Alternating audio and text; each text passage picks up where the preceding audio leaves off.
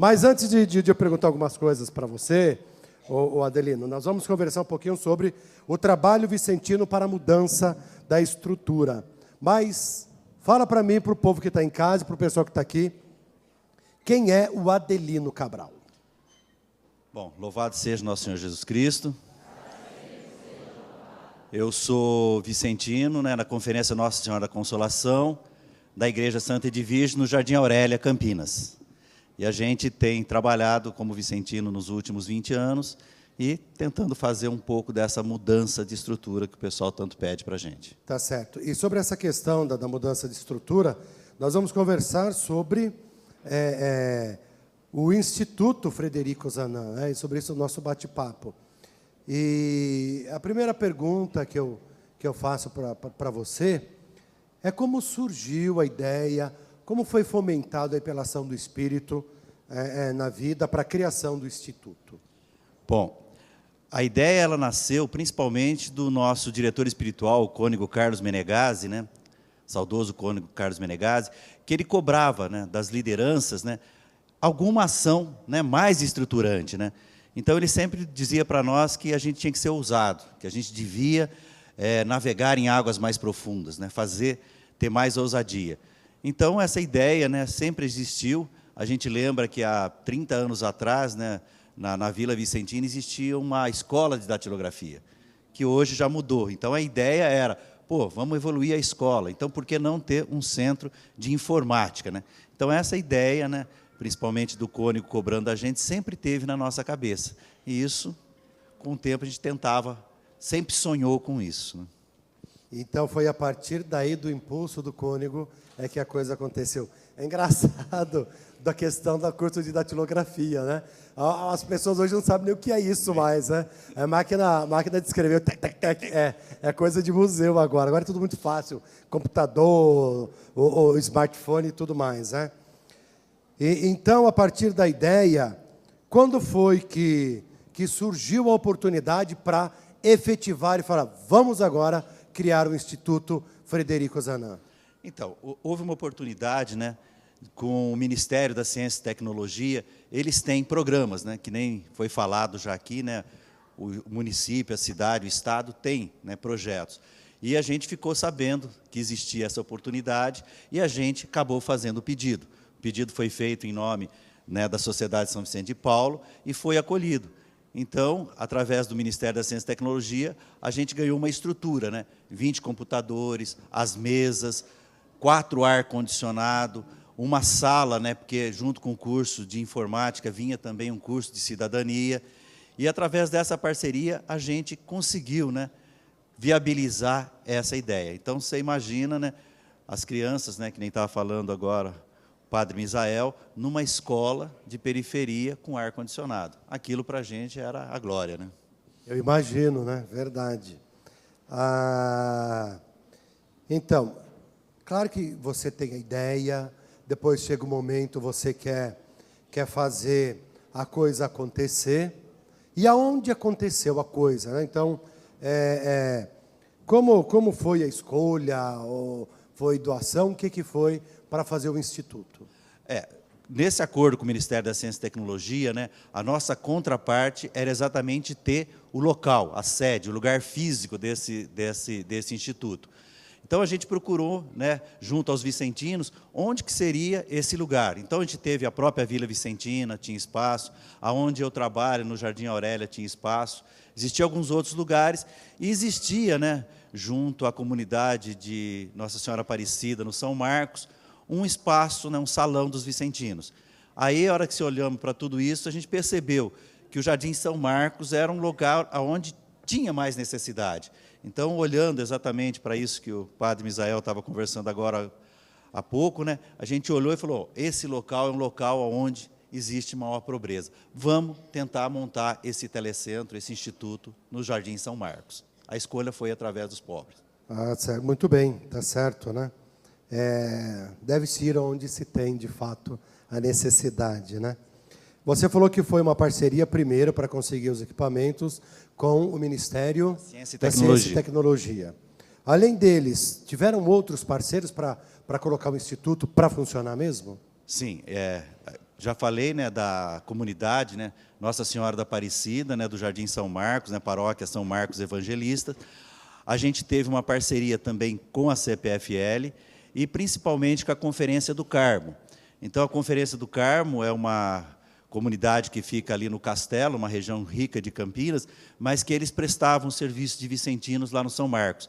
Então, eles tinham um salão que foi construído há mais de 50 anos. Eu quero aproveitar aqui que nós estamos ao vivo, né, que a gente nunca teve oportunidade de agradecer aqueles velhinhos que há 40 anos atrás montaram esse espaço lá, que hoje a gente veio ocupar. Então, a gente agradece a eles. Era um lugar que estava com algumas deficiências, né, e a gente fez uma parceria com a CPFL. E a CPFL, ela bancou a reforma. Então, toda a pintura, um teto, né, que evita, né, o calor, foi construído, toda a parte de necessidade, né, de parte elétrica, né, para a gente ligar os computadores, tudo isso foi feito junto com a CPFL. E também, né, os vicentinos também das conferências, né, que apostaram nisso, eles nos ajudaram e nos incentivaram muito a iniciar esse trabalho lá no São Marcos. Esses parceiros foram fundamentais para a gente. Que bom, coisa boa, né? E, claro, o Instituto está pronto. Cadê os alunos? Como foi isso? Aí era aquela história, né, que nem hoje a gente começa aqui, está tremendo, também lá, a gente, vamos inaugurar. Como é que vai ser? Os alunos vão vir? Não vão vir? Então, a gente começou fazendo as inscrições. Graças a Deus, o número de inscrições superaram. Então, para as primeiras turmas, né, estava tudo lotado. A gente também, né, eu lembro que a gente tinha preocupação, né, porque dentro do projeto, o professor também era pago, né, no primeiro ano, pelo Ministério da Ciência e Tecnologia. E a gente teve a felicidade, eu não lembro o nome do professor, mas o apelido dele era Justin Bieber. Então, era um rapaz loirinho, muito legal. Ele trabalhou assim, foi de uma felicidade muito grande a gente ter aquele primeiro professor. Tanto os alunos, especialmente as meninas, achavam ele o máximo.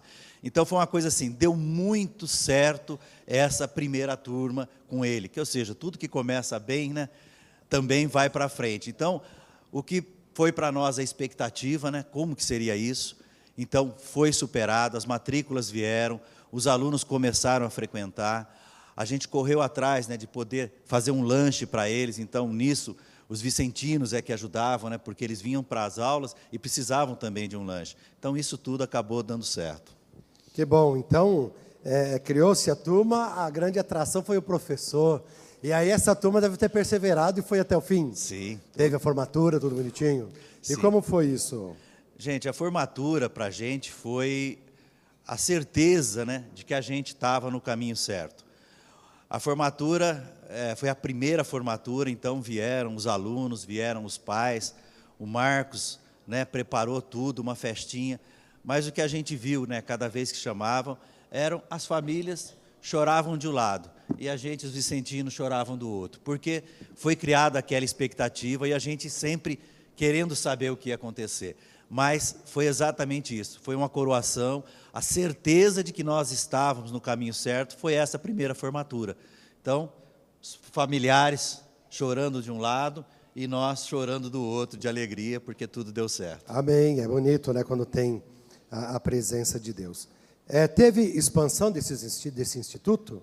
Sim, então o que aconteceu foi exatamente isso, né? Esse primeiro instituto teve um sucesso, teve um número de formandos muito bom, e o pessoal, ao perceber isso, opa, por que você não pode trazer aqui para a minha região? Então, foi exatamente isso que aconteceu.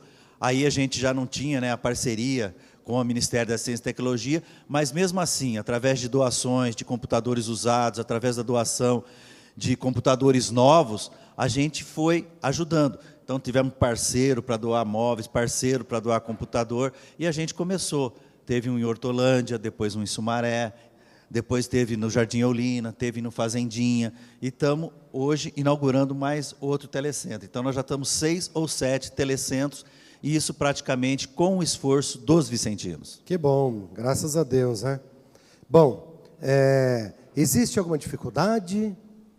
Sim, dificuldade muito. Quais são essas dificuldades? Então, o que a gente hoje, né, tem? A gente tem que lembrar, né, que a gente, hoje, nesses 5, 6 anos que tem os telecentros, nós já conseguimos formar em alunos 2.014 alunos. Deus seja louvado. Em 2016... Pode bater palma, gente. Isso. Bater palma.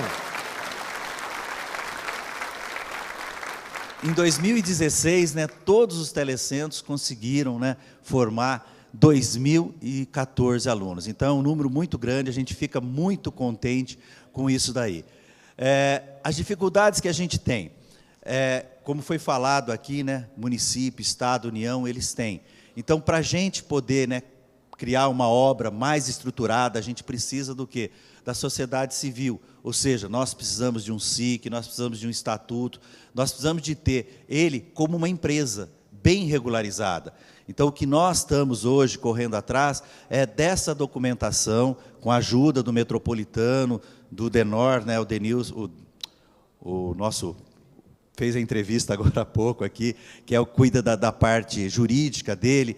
Ele está nos ajudando para que a gente possa ter toda essa documentação e, a partir dessa documentação, a gente consegue ir nas empresas, a gente consegue ir nas instituições e conseguir recursos, porque a gente quer trabalhar que o telecentro não onere as conferências, né? E hoje, infelizmente, eles são os que estão bancando, né? São os vicentinos que bancam isso. Mas vão conseguir, se Deus quiser. Adelino, o nosso tempo já esgotou, o papo estava bom, mas eu quero agradecer muito a você. Obrigado, vamos dar uma salva de palmas para ele. Eu que agradeço. Deus abençoe, muito obrigado.